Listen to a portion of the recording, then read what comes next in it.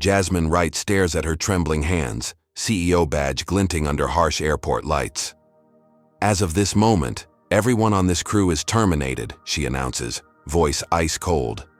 9 minutes earlier, those same flight attendants had forced her to move from first class, claiming her ticket was obviously fraudulent. Before I dive into this incredible story, let me know where you're watching from in the comments. If this kind of justice against discrimination resonates with you, hit that like button and subscribe to see more stories of people standing up against injustice. What would you do if you were in Jasmine's position? Let's find out how she turned the tables on those who underestimated her. The morning sun streamed through the blinds of Jasmine Wright's elegant Atlanta penthouse as she packed her carry-on luggage with practiced efficiency. At 38, Jasmine had climbed every rung of the corporate ladder through sheer brilliance and tenacity, recently being appointed CEO of Airline Technologies, a major supplier of aviation software and safety systems to airlines worldwide. Her phone buzzed with another message from her executive team about today's crucial meeting in San Francisco. National Airways, one of the country's largest carriers, was on the verge of signing a $300 million contract for Airline's revolutionary new safety system. The deal would transform both companies and potentially save countless lives with technology Jasmine had personally helped develop. "Mom, did you take your medication this morning?" Jasmine called, checking on her elderly mother who had moved in with her after her father's death last year. Despite her tremendous professional success, Jasmine still faced the challenges of being her mother's primary caretaker. "Yes, baby. Now don't you worry about me.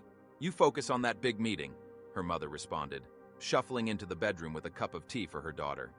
Jasmine smiled warmly, but couldn't fully hide the exhaustion in her eyes. She'd been up until 2 in the morning finalizing her presentation, knowing that as a black woman in the overwhelmingly white male aviation industry, she couldn't afford even the smallest mistake. Any error would be magnified, any oversight used, as evidence that she didn't deserve her position. She checked her Stanford MBA diploma hanging on the wall, a reminder of 15 years of breaking barriers. From being the only black woman in her graduate program to developing software systems that had revolutionized aviation safety, Jasmine had consistently defied expectations and overcome obstacles. "You sure you don't want me to call a car service?" her mother asked, noticing Jasmine checking the time. "No need, Mom. I've got time for the train. Plus, I need to clear my head before the flight." Jasmine carefully placed her laptop in her designer briefcase, making sure her presentation was backed up in 3 different places.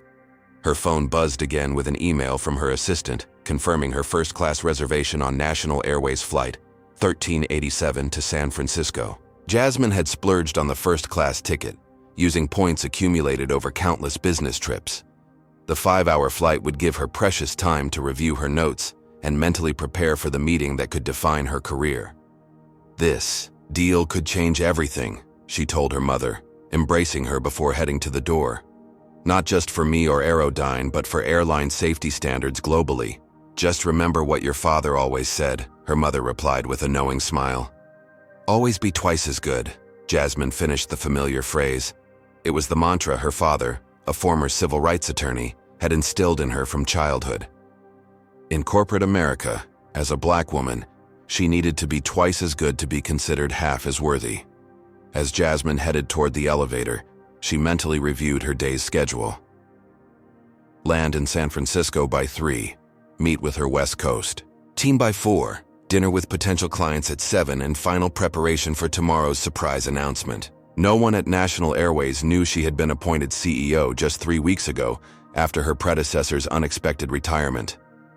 The press release wouldn't go out until after tomorrow's meeting, making her the surprise keynote speaker at the Aviation Technology Conference. The weight of responsibility settled on her shoulders as she entered the elevator. $300 million, hundreds of jobs, potentially thousands of lives that could be saved by her company's technology. Today had to go perfectly. Little did Jasmine know that in a few hours, her journey would become not just about closing a business deal, but about confronting discrimination in an industry she had dedicated her life to improving. Atlanta International Airport buzzed with the usual morning rush as Jasmine Wright strode through the main terminal. Her tailored charcoal suit and confident posture turned a few heads, though not for the reasons she might have hoped. Despite Her obviously expensive attire and professional demeanor, she couldn't escape the subtle looks of suspicion that had followed her throughout her career. She approached the security checkpoint, boarding pass and ID ready. The TSA agent, a middle-aged, white man with thinning hair, barely glanced at her documentation before waving her toward a separate line. "Random screening," he muttered without meeting her eyes. Jasmine bit back a sigh. Random screenings had somehow become a predictable part of her travel routine. She watched as several white business travelers sailed through the regular line, without additional scrutiny. "Arms out, please," instructed the female TSA agent conducting the secondary screening. Jasmine complied silently, maintaining her dignity as the agent waved the detection wand around her custom-tailored suit. 20 minutes later, having been delayed by the extra screening while others moved freely through the checkpoint, Jasmine finally made it to her gate. National Airways Flight 1387 was already in pre-boarding. A cluster of passengers stood near the gate counter, most of them older white men in business attire similar to hers. The gate agent smiled warmly at each approaching passenger, checking tickets and directing them to the correct boarding lanes. But when Jasmine approached, she noticed an immediate shift in their demeanor. Their smiles tightened, their eyes narrowed slightly. "May I see your boarding pass, ma'am?" asked the gate agent, emphasizing ma'am in a way that somehow made it sound less than respectful. Jasmine presented her digital boarding pass on her phone. "First class, seat 3A, she said clearly. The agent scrutinized the screen longer than necessary. "And your ID, please?" Jasmine produced her driver's license, which the agent compared to her boarding pass with exaggerated care. Meanwhile, the white businessman behind her was waved through with barely a glance at his documentation. Finally cleared to board, Jasmine walked down the jet bridge, mentally shifting focus to her upcoming presentation. She needed to be sharp for the meeting, not distracted by these all-too-familiar indignities. As she approached the aircraft door, a flight attendant named Richard Thompson, according to his name badge, greeted passengers with practiced cheerfulness. His smile, however, faltered when he saw Jasmine. "Good morning," she said professionally. "Morning," he replied curtly. "Boarding pass." Jasmine displayed her phone screen again. Richard frowned. "First class?" His tone suggested disbelief. "Yes, seat 3A, Jasmine confirmed patiently. "Are you sure you're on the right flight? This is Flight 1387 to San Francisco." "Yes, I'm aware," Jasmine replied, her patience thinning. "As indicated on my boarding pass." Richard looked again at her digital boarding pass, then at her. "Do you have a paper boarding pass?" Several passengers behind Jasmine shifted uncomfortably, the line beginning to back up. "The digital pass is sufficient," she stated firmly. "It has been for every other passenger." Richard's lips tightened. "One moment, please." He stepped aside and whispered something to another flight attendant, a blonde woman who glanced at Jasmine with undisguised suspicion. "Is there a problem?" Jasmine asked, maintaining her composure despite growing frustration. "No problem," Richard replied with artificial pleasantness. "Please proceed to your seat. We'll verify your ticket information during the flight." Jasmine moved past him, acutely aware of the stares from other passengers. Not one had intervened or seemed troubled by the differential treatment. This, too, was familiar. The silence of bystanders who noticed discrimination but chose comfort over confrontation. As she settled into her first-class seat, Jasmine took a deep breath. She refused to let this encounter derail her focus. The safety system she'd helped develop could prevent accidents and save lives. That was what mattered today, not the small-mindedness of airline staff who couldn't conceive of a black woman belonging in first class. Little did she know, this was merely the opening act of a confrontation that would escalate beyond anything she had experienced before. The first-class cabin of Flight 1387 hummed with quiet activity as passengers settled in. Jasmine Wright arranged her workspace efficiently, laptop positioned for easy access, presentation notes in the seat pocket, phone charging. The meeting in San Francisco demanded her complete preparation, and these 5 hours would be valuable time to refine her strategy. She had just opened her laptop when a shadow fell across her tray table, Looking up, Jasmine found herself facing Veronica Paulson, the head flight attendant, a tall woman with artificially bright blonde hair and a smile that didn't reach her eyes. "Excuse me, ma'am," Veronica began, her voice pitched to Carrie. "May I see your boarding pass again?" Around them, conversations quieted as passengers tuned into the developing situation. Jasmine felt her shoulders tense, but kept her expression neutral. "Certainly," she replied, pulling up the digital pass on her phone for the third time since arriving at the gate.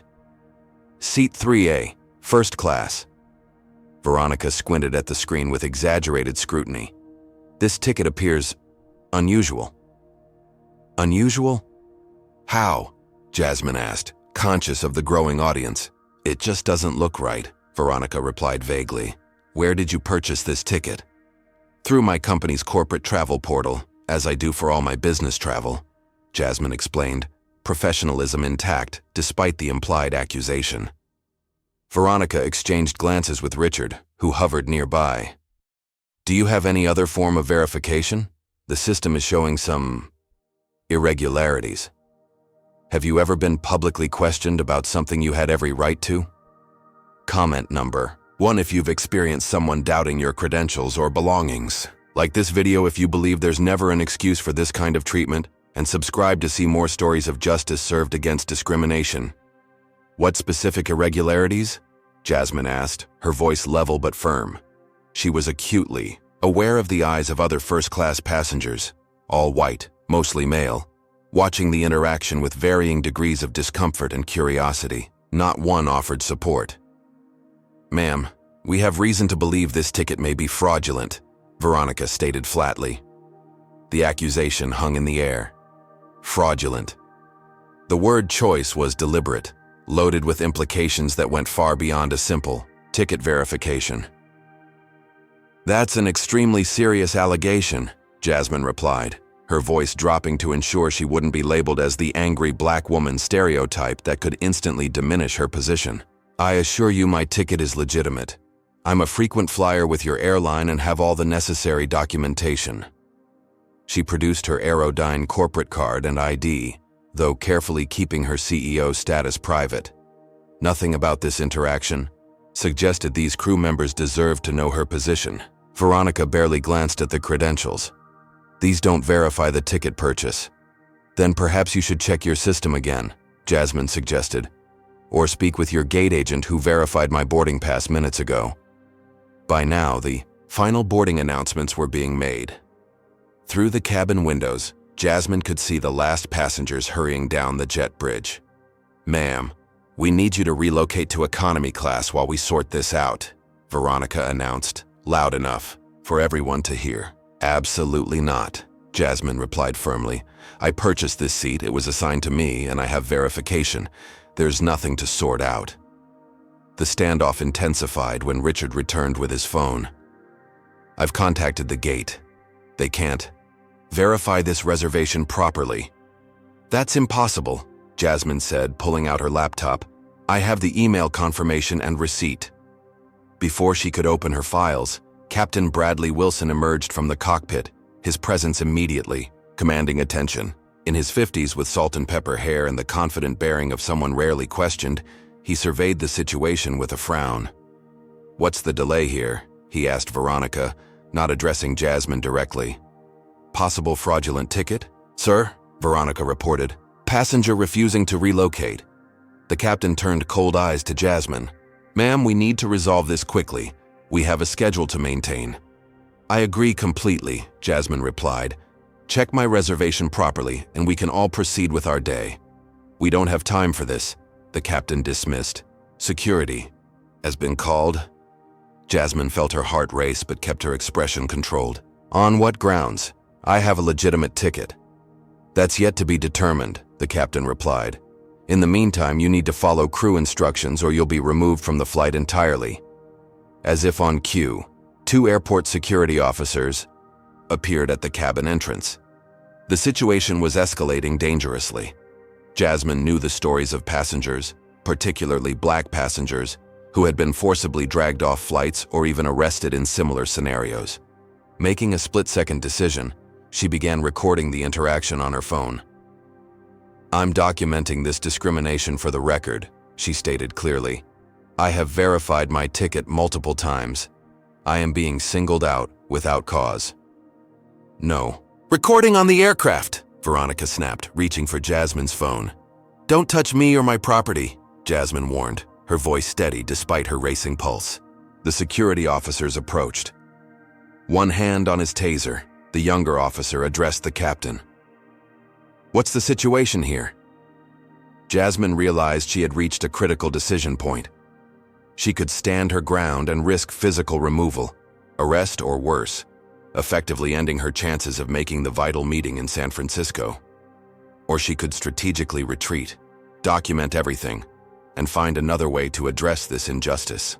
"I'll move to economy," she finally stated, gathering her belongings with deliberate calm. "Under protest, and with the understanding that this is discriminatory treatment, I expect full documentation of why my verified first-class ticket is being invalidated." The relief on the crew's faces was palpable. They'd won, or so they thought. As Jasmine collected her items, a white businessman in his 50s hurried into the first-class cabin, clearly the last passenger to board. "So sorry I'm late," he announced to no one in particular.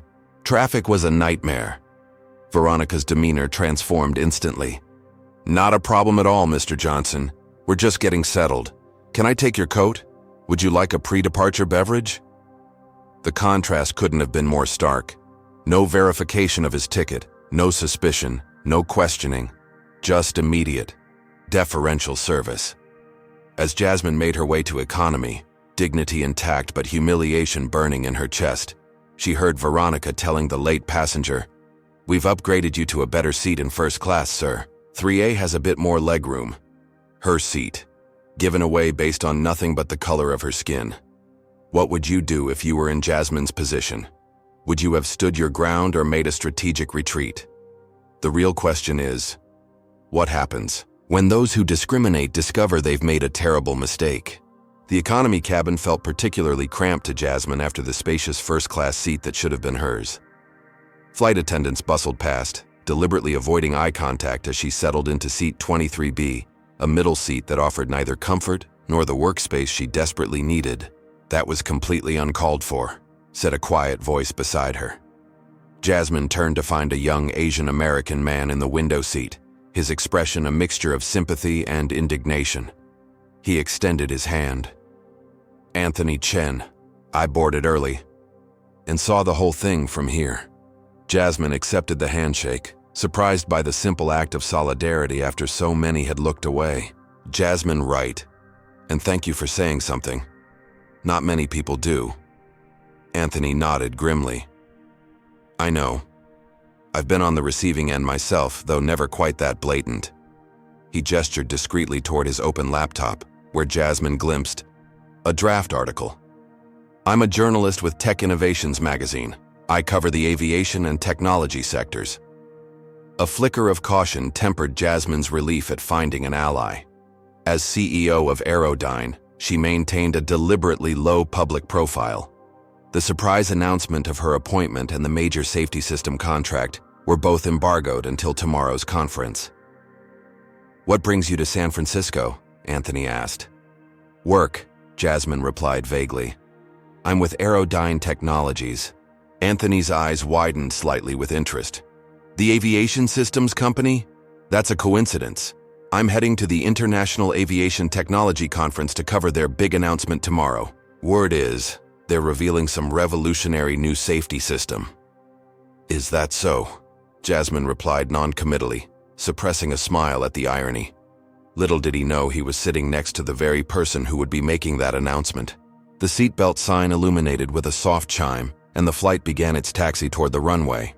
Jasmine tried to focus on her notes, but the cramped conditions made it nearly impossible to work effectively. She felt Anthony watching her with professional curiosity. "May I ask what you do at Airline?" he inquired after a respectful pause. Jasmine considered her response carefully. "I work in executive leadership," she said truthfully but vaguely. "How long have you been covering tech?" Anthony accepted the deflection gracefully. 7 years with Tech Innovations. Before that, 3 years with a smaller publication in Chicago. He hesitated, then added, "I've written extensively about diversity issues in the tech industry, including discrimination in customer service within the transportation sector." Their conversation paused as a flight attendant approached with the beverage cart. It was Richard, the same attendant who had questioned Jasmine's ticket at boarding. "Something to drink?" he asked Anthony with professional courtesy. "Just water, please," Anthony replied. Richard filled a cup and handed it over, then turned to Jasmine with a markedly cooler expression. "And you?" "Cranberry juice, no ice," Jasmine requested. Richard nodded curtly and moved on without serving her.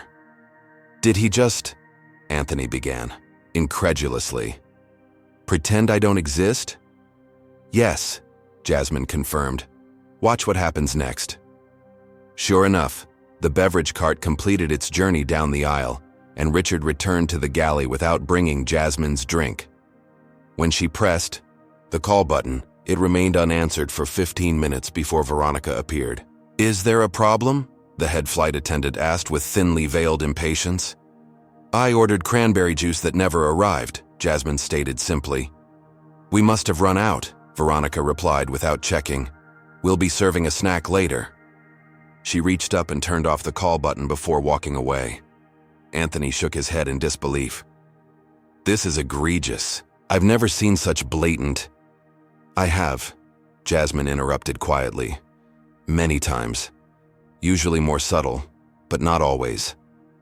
Their conversation deepened as the flight continued, with Anthony sharing his own experiences with discrimination as an Asian American journalist often mistaken for tech support at industry events. Jasmine found herself appreciating his perspective and genuine outrage on her behalf, though she maintained her professional boundaries. What neither of them noticed was the elderly black flight attendant working the rear of the aircraft.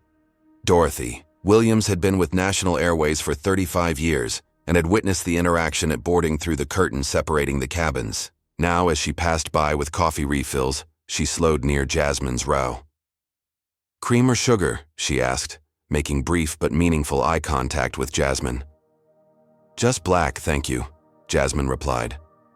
As Dorothy set the coffee cup on Jasmine's tray, she discreetly slipped a folded napkin beneath it. With a slight nod, she moved on to the next row. Jasmine unfolded the napkin under the guise of wiping her hands and found a handwritten note. "I've documented incidents like this for years. Nothing changes because passengers don't know the proper channels. Email flightreportnationalair.com with date, flight hours, and crew names. CC. paxadvocateunationalair.com. I'm retiring next month and have nothing to lose. Dorothy." Jasmine slipped the note into her pocket just as her phone chimed with an incoming email notification. Checking it discreetly, she found a message from her VP of Sales marked Urgent, National Airways Contract Status. She opened it to find a celebratory update. "Great news! National Airways CEO Thomas Reynolds has approved the final contract terms for our safety system implementation. $300 million deal confirmed pending your signature tomorrow. Reynolds will personally attend the conference announcement. This is the biggest contract in company history." Jasmine stared at the screen, a slow, incredulous realization dawning. National Airways, the very airline that had just humiliated her, was about to sign a $300 million contract with her company. A contract that required her personal approval as CEO. Her gaze drifted toward the first-class cabin, where the crew continued, pampering the passengers who belonged there in their eyes. They had no idea who she was, no idea of the power she held over their company's future, no idea that the woman they had deemed unworthy of basic respect was about to become one of their airline's most important business partners, or at least, she was supposed to be. Jasmine turned back to her phone and began methodically documenting the discrimination she had experienced, complete with times, names, and specific actions. This was no longer just about her first-class seat or personal dignity. This was about exposing a systemic problem within an industry she had dedicated her career to improving. Beside her, Anthony noticed her focused expression. "Everything okay?" Jasmine allowed herself a small, determined smile. "It will be." 30,000 feet above the Midwest, Jasmine Wright carefully reviewed the evidence she had gathered. Her phone contained recordings of the confrontation, timestamps of the denied service, and photos of her legitimate ticket and confirmation. Anthony had discreetly captured additional footage from his perspective, including the preferential treatment given to the white businessman who now occupied her seat. "This is more than enough for a solid complaint," Anthony remarked, his journalistic instincts evident in his methodical approach. "Though in my experience, airlines typically respond with form apologies and vouchers that do nothing to address the underlying issues." Jasmine nodded thoughtfully. "Complaints alone rarely create systemic change. The people with power to implement real reforms seldom experience this kind of discrimination themselves." Her phone buzzed again with another message from her executive team. "CEO Reynolds keeps asking which Airline executive is on today's flight. He wants to personally greet you at arrival gate before tomorrow's formal contract signing. Advised your flight number but maintained confidentiality about your new position as requested." The irony was almost too perfect. Thomas Reynolds, National Airways CEO, was planning to personally welcome an Airline executive he assumed would be arriving in first class, likely expecting the white businessman who had been given her seat. Anthony noticed her expression. "Something interesting. You could say that," Jasmine replied. She made a decision and lowered her voice. "What I'm about to tell you is embargoed until tomorrow's conference announcement. As a journalist, I need your word that this stays off the record until then." Anthony's expression turned serious. "You have my word. Professional ethics." "I'm not just in executive leadership at Airline," Jasmine revealed. "I'm the CEO, appointed 3 weeks ago, after my predecessor's retirement." Anthony's eyes widened. "You're the surprise keynote speaker tomorrow." "Yes. And National Airways is about to sign a $300 million contract with my company for a new safety system I helped develop." Anthony let out a low whistle. "And they just kicked their most important business partner out of first class based on racial profiling. That's spectacularly bad judgment." "It's more than bad judgment," Jasmine corrected. "It's indicative of a culture that permeates their organization. And I'm beginning to question whether National Airways is a company Airline should partner with at all." She showed Anthony the note from Dorothy, explaining the flight attendant's discreet act of solidarity. "This suggests a pattern," Anthony observed. "If Dorothy has been documenting similar incidents for years without meaningful response from management." "Exactly," Jasmine agreed. "This isn't about one bad crew or one bad day. It's systemic." As they strategized, Dorothy passed by again, this time with the snack service. She slowed at their row, subtly checking that no other crew members were watching. "I can tell you're someone important," she murmured to Jasmine while placing a snack on her tray. "I've seen how these incidents get buried. 15 written reports about this same crew in the past year alone. Management does nothing because Captain Wilson is friends with the regional director." "Thank you, Dorothy," Jasmine replied quietly. "Your information is extremely valuable." After Dorothy moved on, Jasmine received another text from her San Francisco team. "Latest contract draft attached for final review before signing. Legal has flagged no issues." Opening the attachment, Jasmine began examining the contract with new eyes. Section 11.4 caught her attention. Ethical business practices and non-discrimination compliance. The very airline that had just discriminated against her was contractually promising to uphold ethical standards. "They're in breach before we even sign," she murmured. Anthony leaned closer. "What are you thinking?" "I'm thinking about leverage," Jasmine replied, "and accountability that goes beyond a single incident or crew." She began crafting a comprehensive plan, fingers flying across her phone's screen as she outlined specific demands. 1. Immediate accountability for the discriminatory crew. 2. Airline-wide anti-discrimination training program. 3. Revised complaint procedures with transparent tracking. 4. Hiring diversity initiatives. 5. Financial commitment to organizations fighting discrimination. "This isn't about revenge," Jasmine explained to Anthony. "It's about using this moment to create lasting change. I won't simply take my business elsewhere. That allows them to continue these practices with passengers who don't have my leverage." Anthony nodded appreciatively. That's the difference between a reaction and a response. Anyone can pull a contract in anger. Not everyone can transform a personal humiliation into structural improvement. As they refined the strategy, Jasmine received a message from the conference organizers confirming her keynote speaking slot. Final schedule attached. You're introducing the new safety system at 10 a.m. with National Airways CEO Thomas Reynolds joining for partnership announcement. Everything was converging toward tomorrow's revelation. Jasmine felt a calm determination replace her earlier anger. This wasn't the first time she had faced discrimination, but it might be the first time. She had the position and evidence to demand meaningful changes. The key, she told Anthony, will be documenting everything so thoroughly that denial becomes impossible.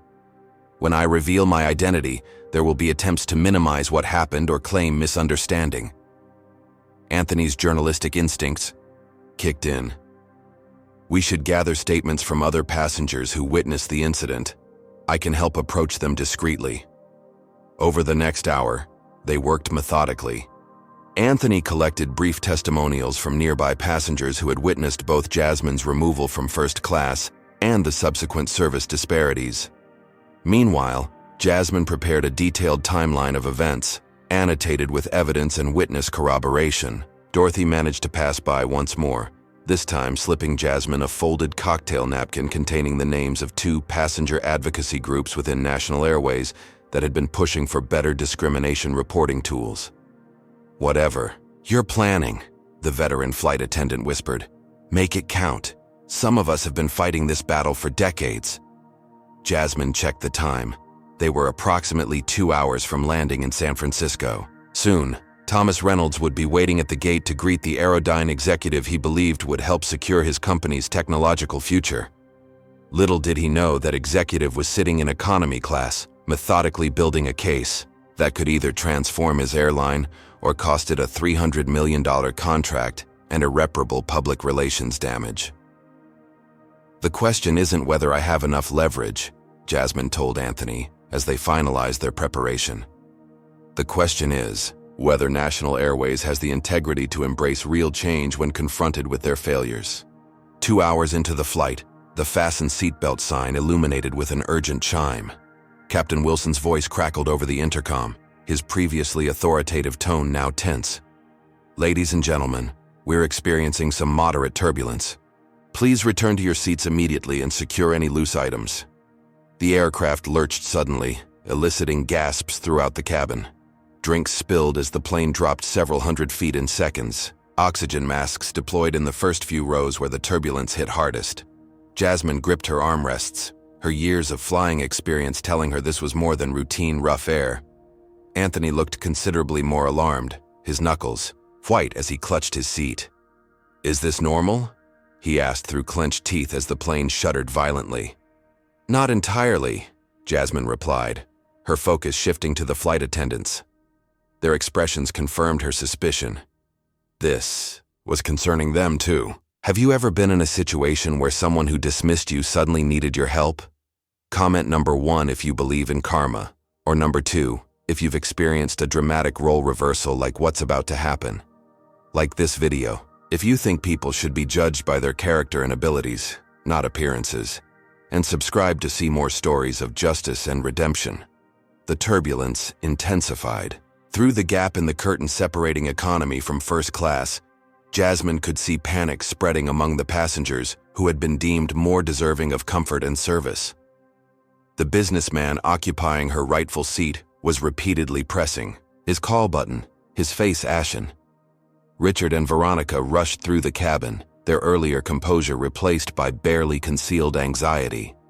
They were reacting, not managing, a crucial difference in emergency situations. Jasmine's phone pinged with an incoming alert from Airline's aviation monitoring system, a professional tool she used to track flight conditions.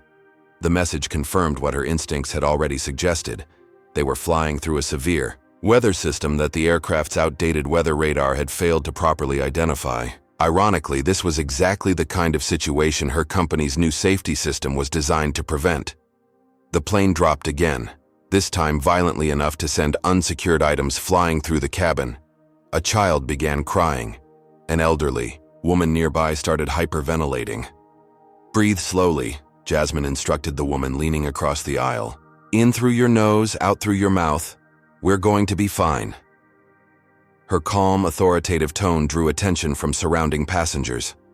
The woman followed Jasmine's breathing guidance, gradually regaining control.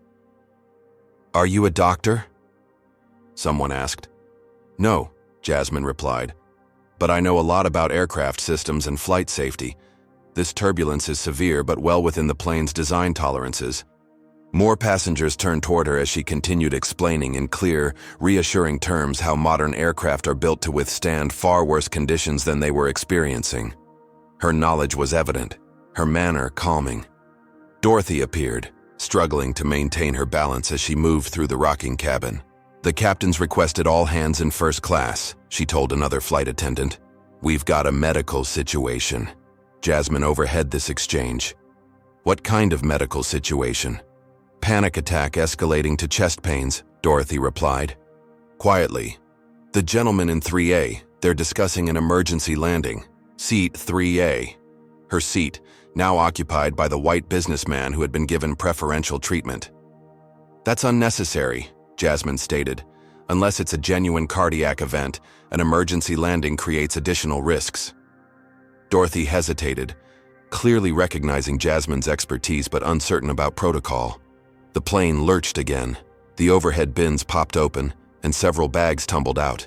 Passengers screamed.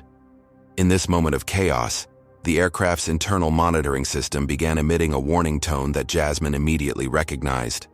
The collision avoidance system was malfunctioning, another issue her company's technology would prevent. "The flight deck needs to switch to manual override on the collision system," she said urgently to Dorothy. "The turbulence is causing false proximity alerts." Dorothy stared at her. "How could you possibly know that?" "Because I designed the replacement for that exact system," Jasmine replied. "Please tell the captain to disable TCS and rely on ATC guidance until we clear this weather system." The specificity and confidence of her instruction left no room for doubt. Dorothy hurried toward the cockpit as another violent shake sent a serving cart crashing into a row of seats. In the growing chaos, Jasmine stood up, her natural leadership asserting itself. She began calmly directing passengers, securing loose items, demonstrating proper brace positions, reassuring those who were panicking. Anthony assisted, following her lead without question. "She knows what she's doing," he told a frightened teenager beside him. "She's an aviation expert." Word spread quickly through the cabin. Passengers who had earlier watched her discrimination in silent complicity now looked to her for guidance. The contrast was striking. The crew that had deemed her unworthy of first class was now struggling while she competently managed the situation in economy. Minutes later, Dorothy returned. "The captain followed your advice. The warning stopped immediately." She leaned closer, speaking quietly. "He wants to know who you are." "Tell him I'm the CEO of Airline Technologies," Jasmine replied. "And his new safety system would have prevented this entire situation." Dorothy's eyes widened in recognition. "You're the one." "Yes," Jasmine confirmed. "And when we land, I'll be deciding whether National Airways gets our new system at all." As Dorothy processed this revelation, a commotion erupted in first class. Through the curtain, Jasmine could see the businessman in 3A slumped in his seat, flight attendants crowding around him as he clutched his chest. "Anxiety attack," Jasmine diagnosed from a distance. "Hyperventilation leading to chest tightness, not a heart attack." "How can you be sure?" Anthony asked. "The pattern of his breathing and coloring," she explained. "Plus the situation. Sudden onset during turbulence. No previous distress signals." Richard appeared suddenly in economy, his face flushed with stress. "Is there a doctor on board?" he called out. Jasmine stood up. "Not a doctor, but I can help." Richard's expression soured upon recognizing her. "We need medical assistance." "Not. The passenger is having a severe anxiety attack triggered by the turbulence and possible claustrophobia," Jasmine interrupted calmly.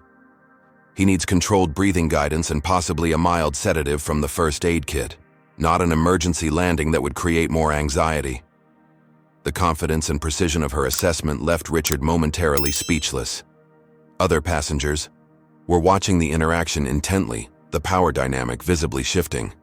"Let her help," someone called out. "She knew about the collision system," Dorothy added, her decades of experience lending weight to her support. With visible reluctance, Richard stepped aside. Jasmine moved past him toward first class, where the businessman was gasping for breath, convinced he was having a heart attack. "Sir," she addressed him directly, her voice firm but reassuring. "You're experiencing an anxiety response. Your heart is racing because of adrenaline, not cardiac distress." She guided him through breathing exercises, instructed Veronica on the correct medication from the emergency kit, and within minutes had the situation under control. The businessman's color improved, his breathing normalized, and the panic in the cabin subsided along with the turbulence. Captain Wilson emerged briefly from the cockpit, surveying the scene with surprise. "The weather system is clearing," he announced.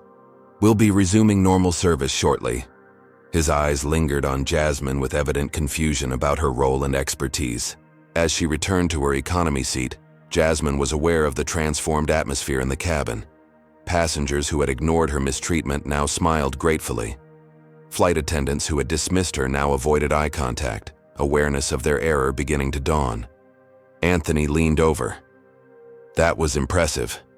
"That was necessary," Jasmine corrected, "and a perfect illustration of why assumptions about people can be not just unfair but dangerous. They nearly made an unnecessary emergency landing because they couldn't recognize the difference between expertise and entitlement." Her phone chimed with another message. CEO Reynolds confirmed waiting at gate with welcome committee. "ATA San Francisco 45 minutes. Jasmine smiled slightly. "The real turbulence," she told Anthony, "is about to begin when we land." What do you think will happen when the airline CEO discovers who Jasmine really is? Is a dramatic confrontation brewing? Or will she find an even more powerful way to make her point? The captain's voice announced their final approach to San Francisco International Airport, instructing flight attendants to prepare the cabin for landing. Outside the windows, the iconic Golden Gate Bridge emerged through wisps of fog, a stark contrast to the tension still lingering inside the aircraft.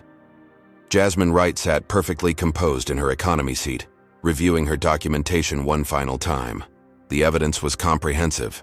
Recordings, timestamps, witness statements, Dorothy's historical context, and the subsequent safety incident where her expertise had proven invaluable.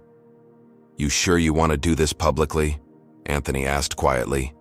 "Most executives would handle it privately, maybe leverage it behind closed doors for better contract terms." Jasmine met his gaze steadily.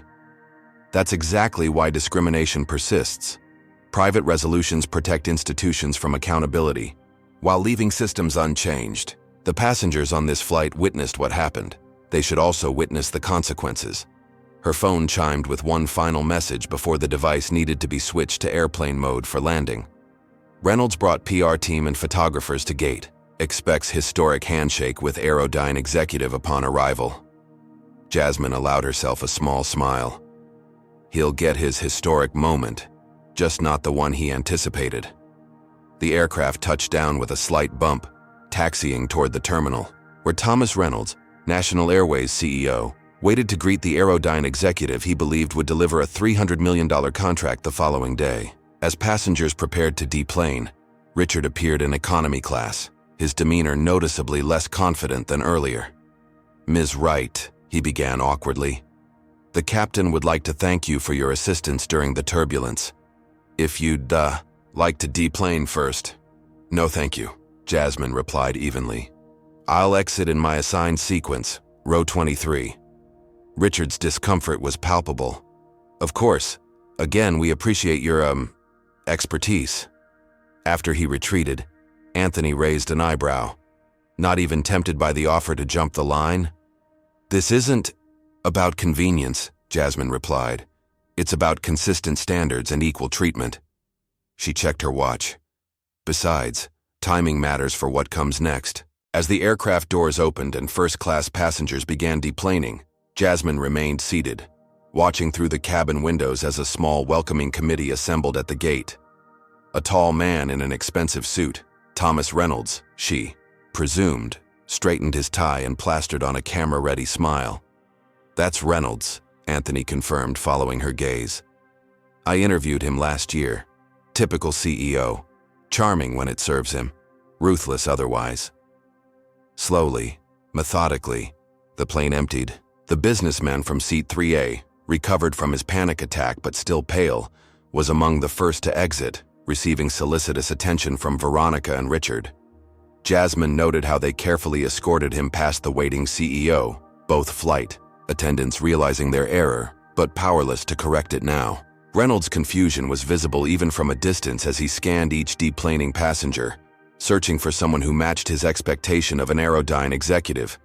His welcoming smile gradually transformed into a perplexed frown as the first-class cabin emptied without delivering his expected VIP.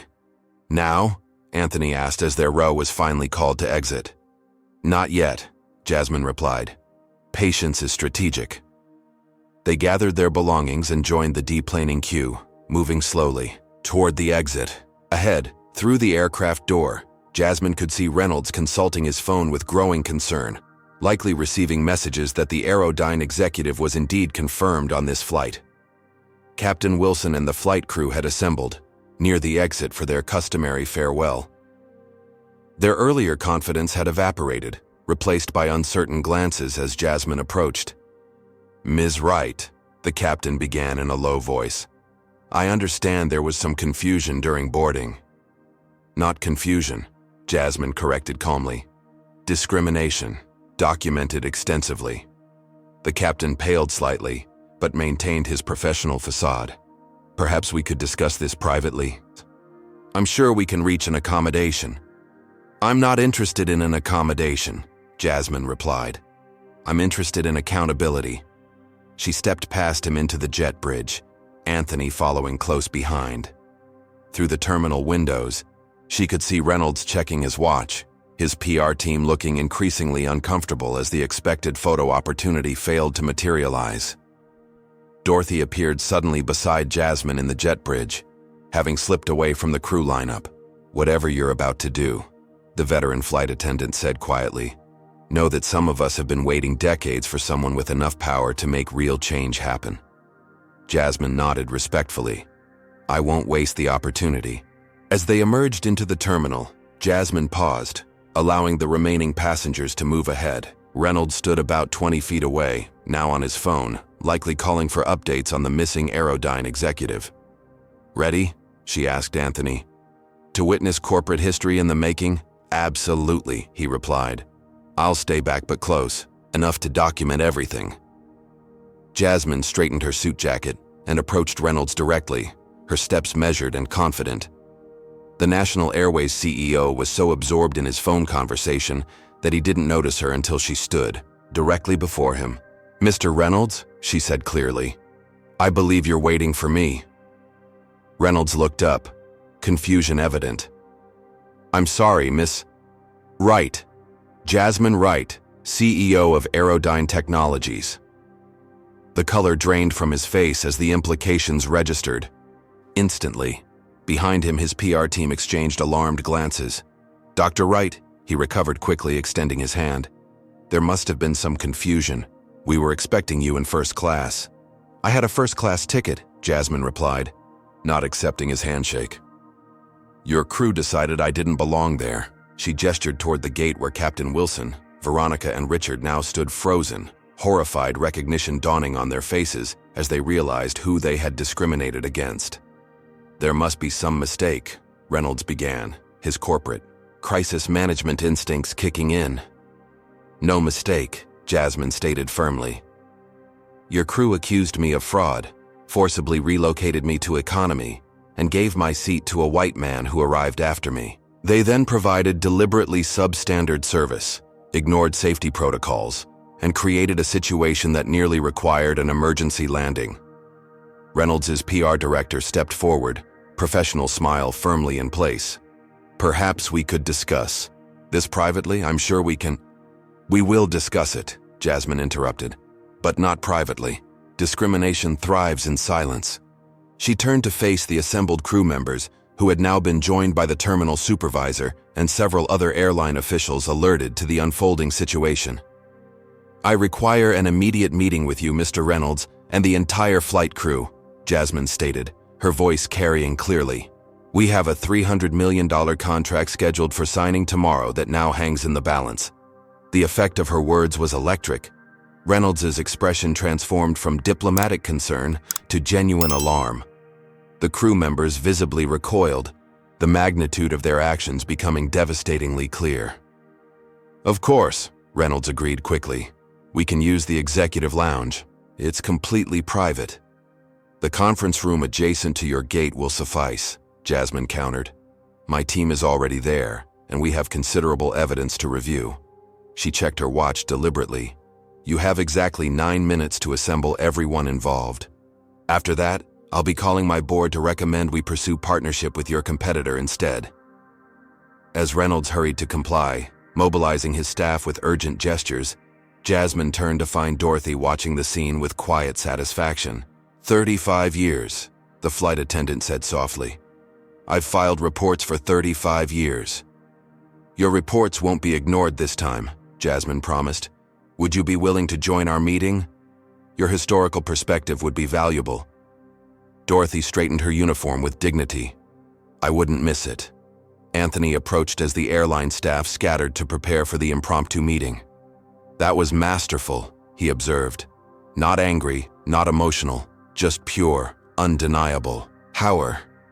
"The most effective response to discrimination isn't outrage," Jasmine replied. "It's consequences." Together they walked toward the conference room where Jasmine would transform a personal humiliation into a catalyst for systemic change. 9 minutes after being denied her rightful seat, she was about to demonstrate exactly why underestimating people based on their appearance was not just morally wrong, but profoundly unwise. The conference room adjacent to Gate 32 was never designed for high-stakes corporate confrontations. Its bland walls and functional furniture typically hosted routine staff briefings and occasional passenger assistance meetings.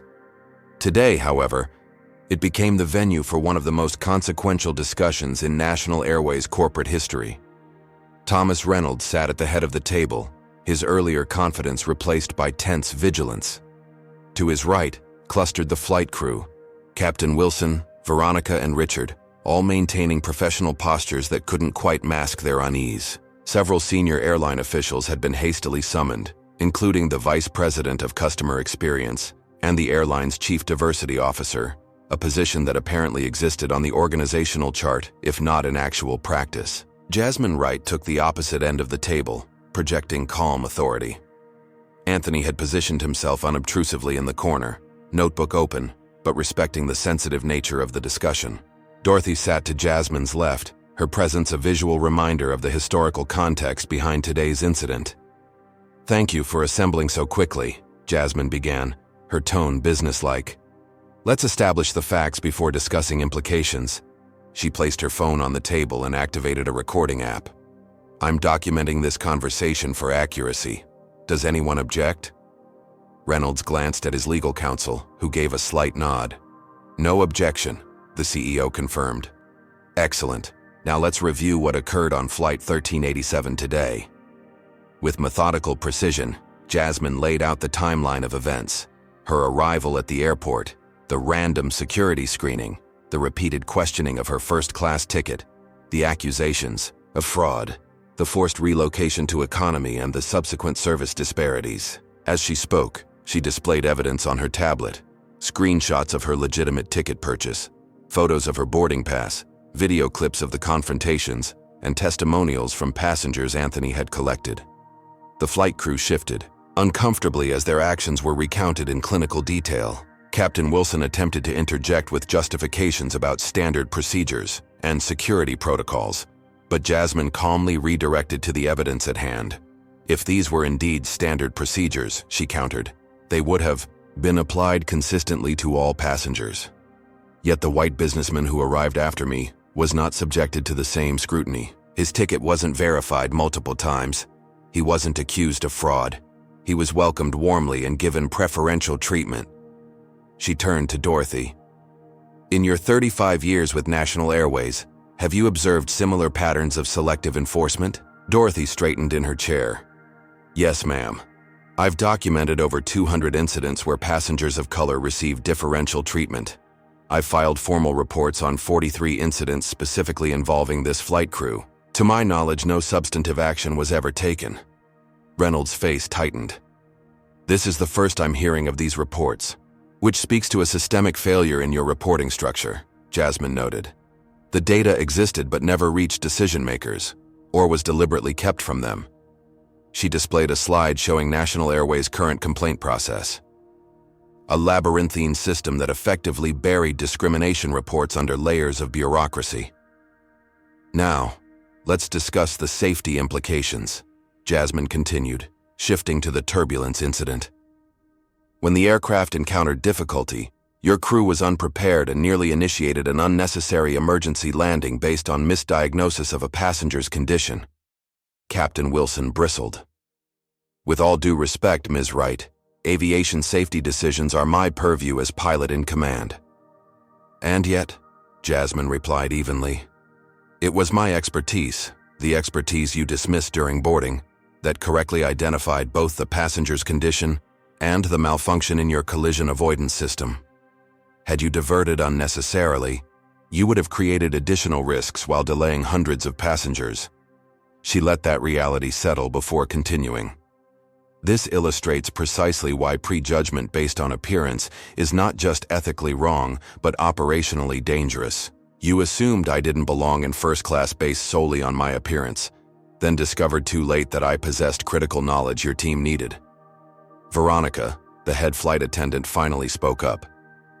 We weren't discriminating. There was a genuine confusion about your ticket status. Jasmine raised an eyebrow. A confusion that somehow applied only to me and not to any white passengers? A confusion that persisted despite multiple verifications? A confusion that led you to use the word fraudulent? She played an audio clip from her phone recording, Veronica's voice clearly stating, "We have reason to believe this ticket may be fraudulent." Words matter, Ms. Paulson, Jasmine stated, and yours revealed assumptions that had nothing to do with my ticket and everything to do with your perception of who belongs in first class. Reynolds, recognizing the indefensible position, attempted to pivot. Dr. Wright, we deeply regret this unfortunate incident. National Airways is committed to diversity and inclusion. I'd like to offer you our sincere apology along with compensation for your inconvenience. Perhaps complimentary first-class travel for a year. Mr. Reynolds, Jasmine interrupted quietly but firmly. This isn't about free tickets or personal compensation. This is about a culture that enabled discrimination without consequence. And it now directly impacts our business relationship. She opened her laptop to display the pending $300 million contract between Airline and National Airways. This agreement, scheduled for signing tomorrow, includes Section 11.4, Ethical Business Practices and Non-Discrimination Compliance. Your airline is already in breach of those terms. The gravity of the situation visibly settled on Reynolds as the business implications became clear. A discrimination incident was bad enough. Losing a transformative safety system contract to a competitor would be catastrophically worse. What are you proposing, Dr. Wright? He asked carefully. Systemic change, not symbolic gestures, she replied, displaying a new document outlining 5 specific demands. 1. Immediate accountability for discriminatory actions. 2.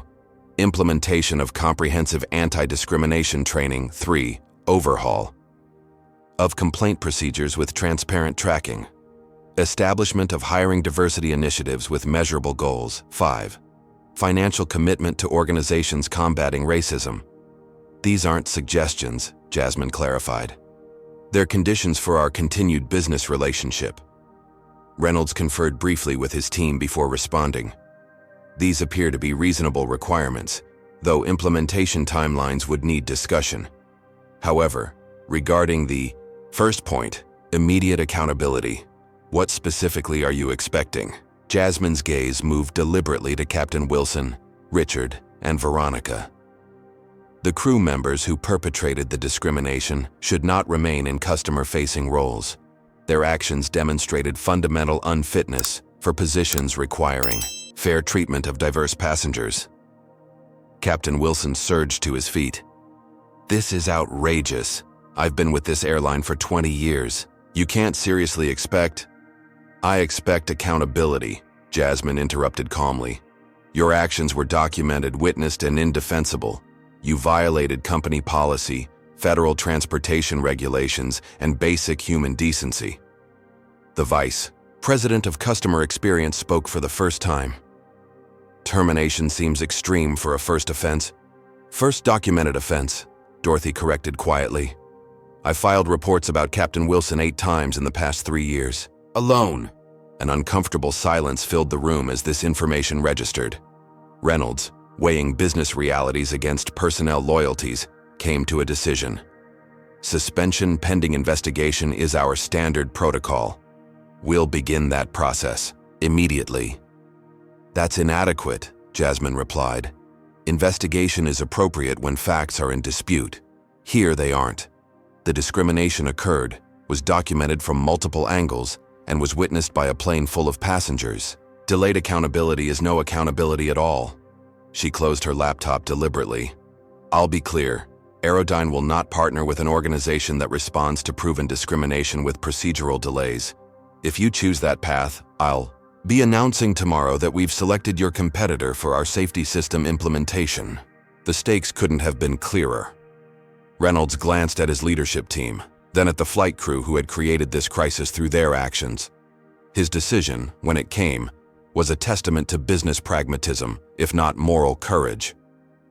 "Captain Wilson, Ms. Paulson, Mr. Thompson, you are placed on administrative leave effective immediately, pending formal termination proceedings," he stated firmly.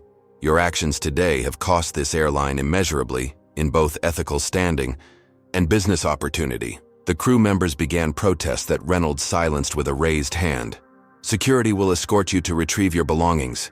Your airline privileges are suspended, and you'll be contacted by HR regarding separation procedures." As security personnel appeared to implement this directive, Reynolds turned back to Jasmine. "Dr. Wright, regarding your other conditions, we accept them in principle. I propose we continue this conversation with our respective legal teams to formalize the commitments before tomorrow's contract signing." Jasmine considered the proposal. The immediate accountability she demanded had been delivered. The remaining systemic changes would require detailed implementation plans. "Agreed," she finally responded. "My team will work with yours overnight. The contract announcement proceeds only if we reach satisfactory agreement on all points." As the meeting concluded, Dorothy approached Jasmine quietly. "In 35 years, I've never seen anything like this. You did what none of us could do alone." "Not alone," Jasmine corrected, "but with the evidence you and others collected for years. Sometimes change requires the right leverage at the right moment." Anthony joined them as they exited the conference room. "That was remarkable," he observed. "Most executives would have simply walked away from the deal." "Walking away would have been easier," Jasmine acknowledged. "But it wouldn't have created change for the next passenger who looks like me but doesn't have my position or power." As they moved through the terminal, Jasmine noticed passengers from the flight watching with curious expressions, many having recognized her from the turbulence incident. Some nodded respectfully, perhaps understanding that they had witnessed something significant, even if they didn't know the details. "The contract signing is at 10 tomorrow, Jasmine noted, checking her schedule. "By then we'll know whether National Airways is truly committed to change or just damage control." She paused, looking back at the gate where the confrontation had begun. 9 minutes from discrimination to consequences. That might be a record in corporate America. Anthony smiled. "Some stories write themselves.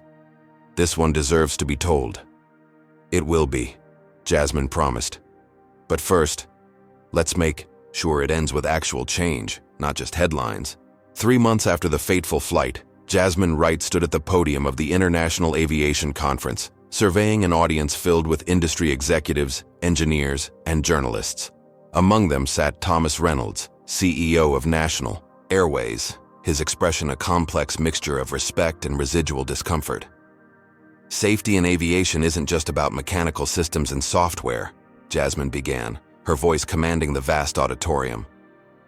"It's about creating an environment where every passenger and crew member is valued equally, where decisions are based on facts rather than assumptions, and where accountability isn't just a corporate buzzword, but a lived reality." The screen behind her displayed Airline's revolutionary safety system, now fully implemented across National Airways' entire fleet. The $300 million contract had indeed been signed, but only after the airline committed to sweeping changes that went far beyond the usual corporate diversity statements. "Today, I'm proud to announce that our partnership with National Airways represents a new standard in the industry, not just for technological advancement, but for organizational integrity." In the front row, Anthony Chen nodded appreciatively as he recorded the speech for his feature article in Tech Innovations magazine.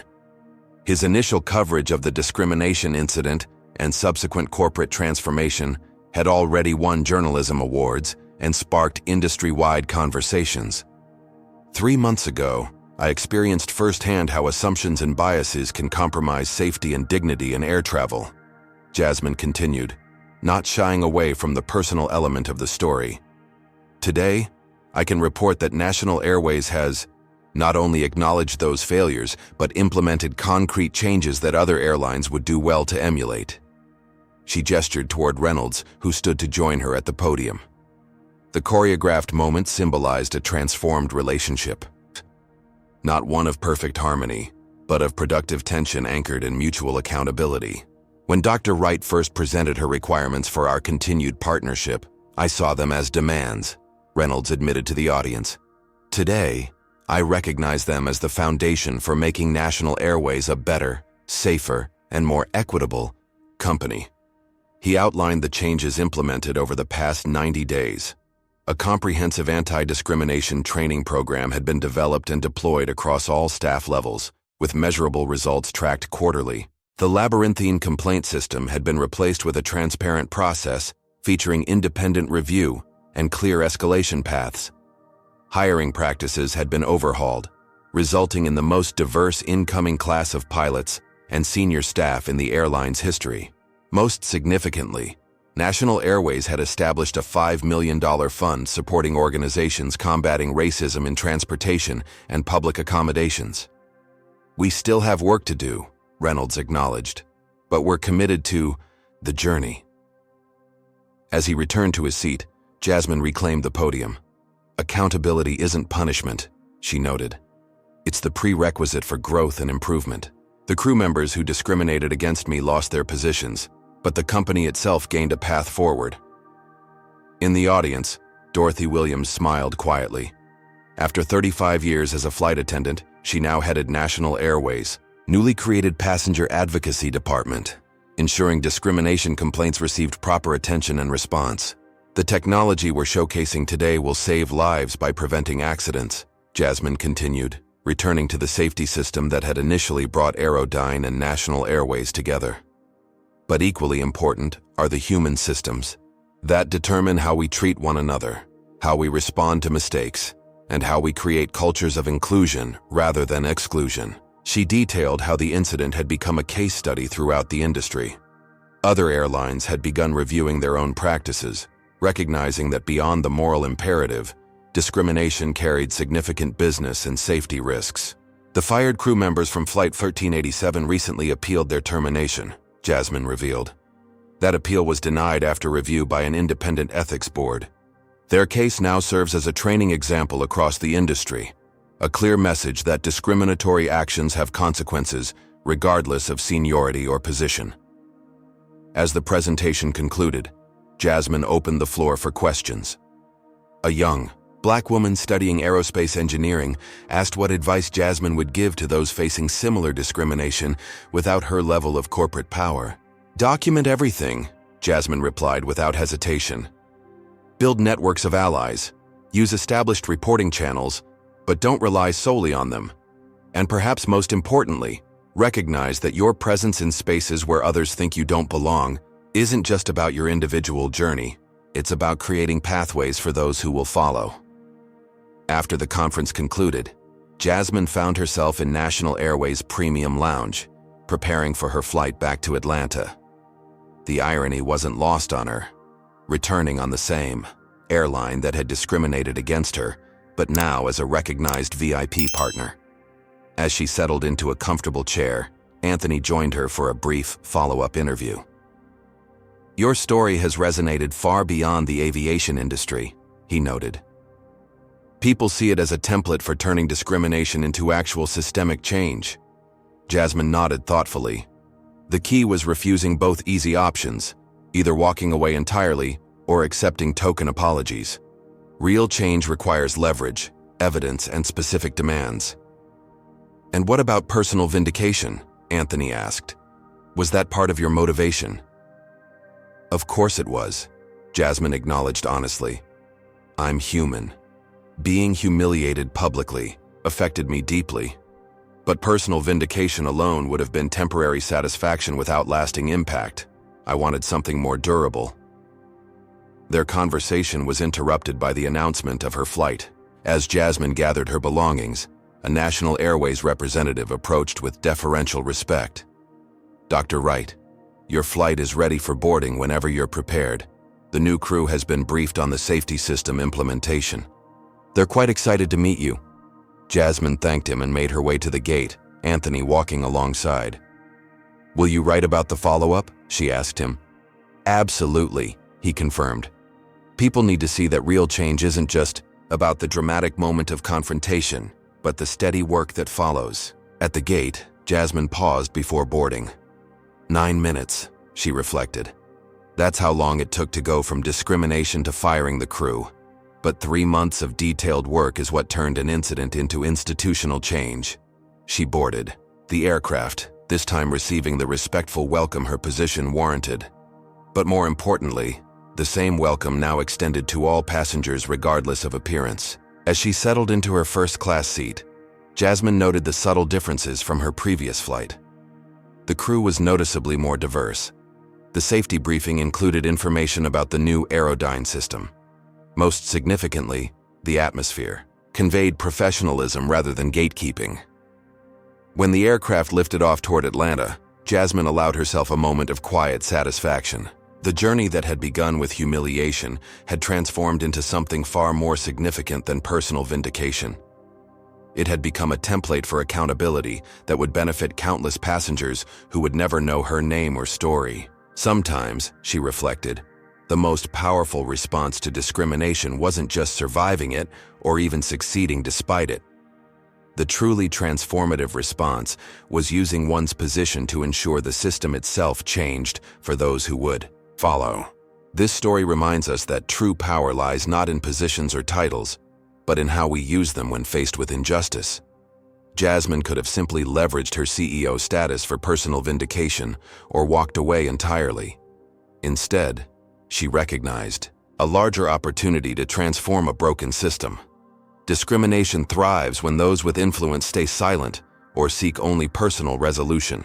Real change requires evidence, strategic thinking, and specific demands that address root causes rather than symptoms. It's not enough to punish individual actors while leaving flawed systems intact. Perhaps most importantly, this story shows that accountability isn't punishment, it's the foundation for genuine improvement. By rejecting both passive acceptance and purely personal revenge, Jasmine created something more valuable: structural changes that would protect countless future passengers who didn't share her level of influence. When we encounter discrimination, the most powerful response isn't just to overcome it personally, but to use whatever leverage we have to ensure others won't face the same barriers. Sometimes 9 minutes of courage can lead to generations of change. Have you ever witnessed discrimination transform into meaningful change? Share your experience in the comments below. If this story resonated with you, please hit that like button and subscribe for more powerful stories of justice and transformation. Share this video with someone who needs a reminder that speaking truth to power can create real change. Thank you for watching, and remember, your voice matters not just for yourself, but for everyone who will follow in your footsteps.